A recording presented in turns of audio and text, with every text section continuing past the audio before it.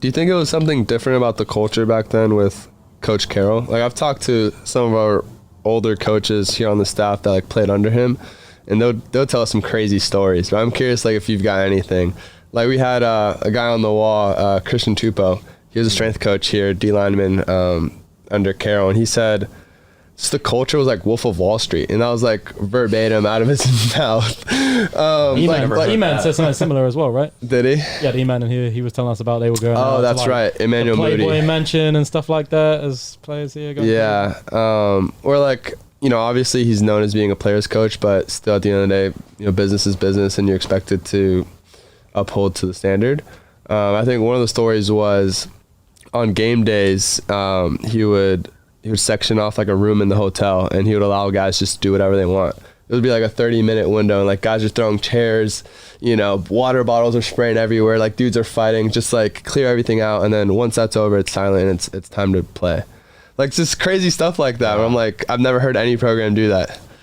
Yeah, there's a lot there. I was really fortunate I was able to write Coach Carroll's book and recommend it. Yeah.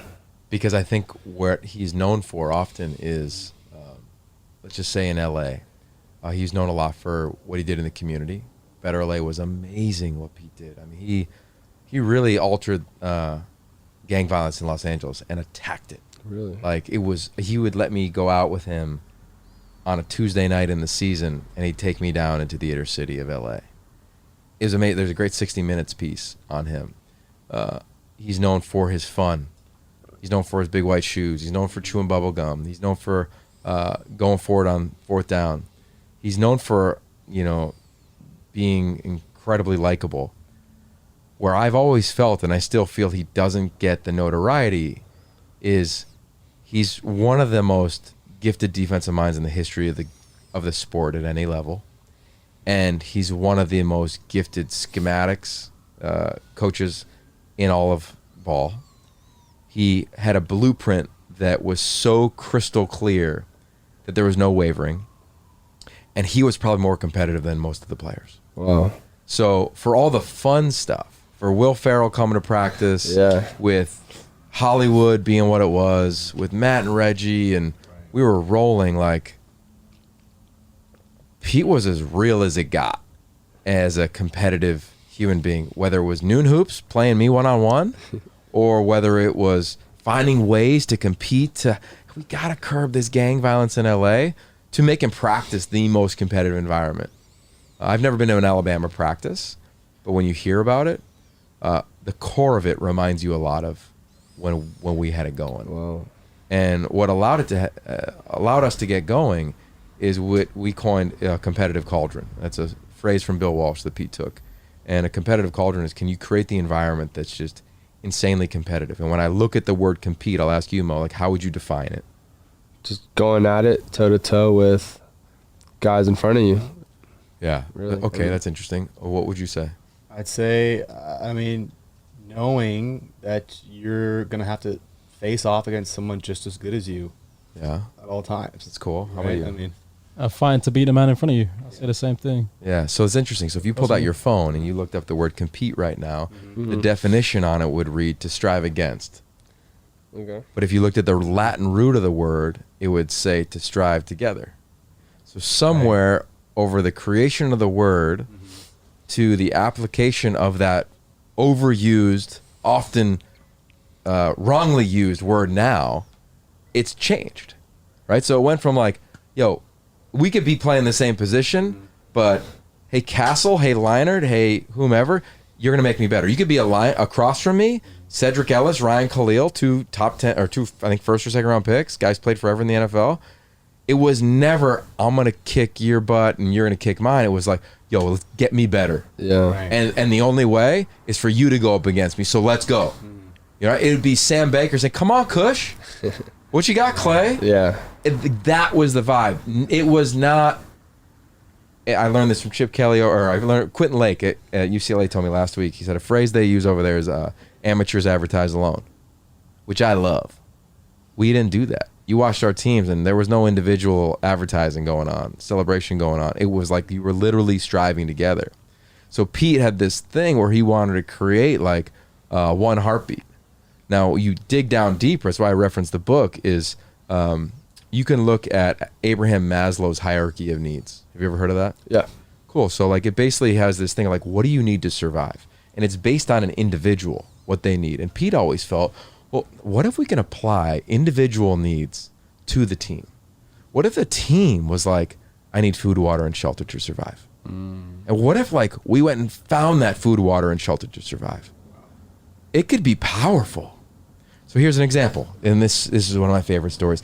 First week on the job, and then just tell me to stop talking. I got stories for days. No, I love this. Going. Yeah. First week on the job, I'm still playing. So this is secondhand from Pete. He would tell it all the time. He's trying to figure out his team. So first workout, right? You guys winter conditioning or whatever you guys do it. A lot of teams do it at 6 a.m. We did 6 a.m. or whatever. Pete was like, we don't know why I do it at 6 a.m. Like, it's not going to make you better or stronger. He was like, we could do it afternoons, at 1 o'clock or whatever. I did it. So, but he told his staff, he goes, I want this. It was their first workout. I want it to be the hardest workout they've ever had in their lives. I want them to remember for the rest of their lives. Wow. So they just worked them, right? Unheard of, never ending mat drills, cone, whatever, right? Intensity. And you got a new coach. You know what that's like. Like you got to impress. You want to impress. You're trying to show out. At the end of it, he goes, all right, guys, nice job, but we're not done. 10 o'clock tonight, I want to meet me at the 50 at the Coliseum. Have you ever heard this story? No. Oh, that's a good story. This story should get passed on in lore Okay. to every player that plays at USC, in my opinion. He goes, meet me at the 50. And At what time? At 10 o'clock at night. So the players leave, and Pete's like, all right, I don't even know what I'm going to do. Like, I'm going to do something with him. And he's walking around campus, and he sees across the street, I think it's still there, there's a fire department across the street from campus. Yeah. And he walks over and he goes, hey, I need your longest like rope. And I said, sure. And he goes to the 50 and he's there kind of by himself. And we've all been at the Coliseum at night. To me, there's something brilliant about a stadium that's dimly lit at night. It's iconic. It's iconic. It was also in Escape from atmosphere. LA, right? It's been in movies. Oh, there you go. Movies, Yeah. right, yeah. and when it's like, It's dramatic. yeah, it's dramatic, right? And he said he was sitting at the 50, he got there early, and he's like, I don't know if anybody's gonna come. Like, I'm a new coach. Like, who knows? Like, I don't know. And one by one, they start to trickle in the tunnel. And that tunnel, as we know, is iconic too. You hear the cleats, click, click, click, click, click, click. You hear the echoes. Guys are nervous energy. And they all come out. And he doesn't know a lot of the names, doesn't know a lot of the players. And he goes, hey, Troy Polamalu, give me your best 11. Hey, Carson Palmer, give me your best 11. He goes, I want you guys to be on opposite sides, and we're going to have a tug of war. Back and forth and back and forth and back and forth. And I think eventually, like, some guys on one side of the ball, like, cheated and, like, added a couple guys, and somebody won. Right. And he rallied everybody together. He goes, what did we just learn? And I think guys were, like, a little nervous to say anything. He goes, we learned that if we're pulling in opposite directions, like, we got no chance. So he said, everybody get back to back. So whatever it was at the time, 80, 90 guys. Back to back at the 50 in the Coliseum. And he goes, I want your shoulders to be touching.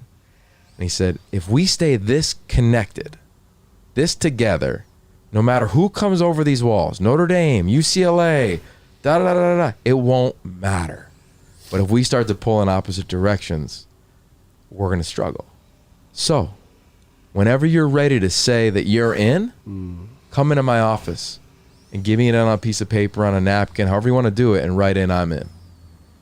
And over the course of the next couple of days, guys started trickling. So back in the day, Brad saw it. I don't know if you ever saw it, Mo, but we used to have these signs that said, I'm in. You can Google it. Pete has them in Seattle now.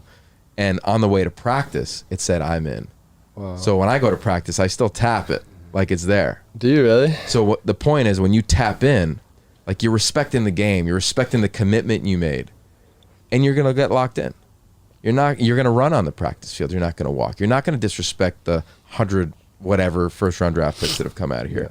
Yeah. And that's a 10-minute story, whatever I just told, but he would say that on every visit.